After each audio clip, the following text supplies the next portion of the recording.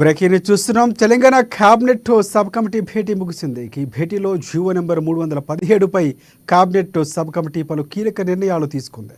ఉద్యోగుల సర్దుబాటు కోసం జీవో 317 తెచ్చిన ప్రభుత్వం ఉద్యోగులకు దరఖాస్తు చేసుకునే అవకాశం కల్పించింది.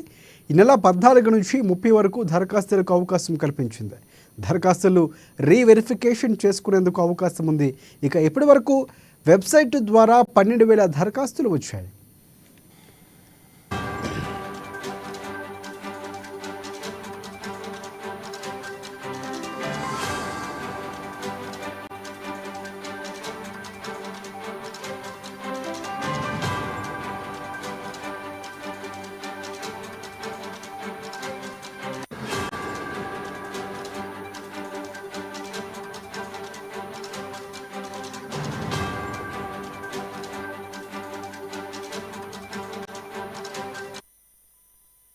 బ్రేకింగ్ న్యూస్ చూస్తున్నాం. తెలంగాణ క్యాబినెట్ సబ్ కమిటీ భేటీ ముగిసింది. ఇక ఈ భేటీలో జీవో నెంబర్ 317పై క్యాబినెట్ సబ్ కమిటీ పలు కీలక నిర్ణయాలు తీసుకుంది. ఉద్యోగుల సర్దుబాటు కోసం జీవో నెంబర్ 317 తెచ్చిన ప్రభుత్వం ఉద్యోగులకు దరఖాస్తు చేసుకునే అవకాశం కల్పించింది. ఈ నెల 14 నుంచి 30 వరకు దరఖాస్తులకు అవకాశం కల్పించింది. దరఖాస్తులు రీవెరిఫికేషన్ చేసుకునేందుకు అవకాశం ఉంది.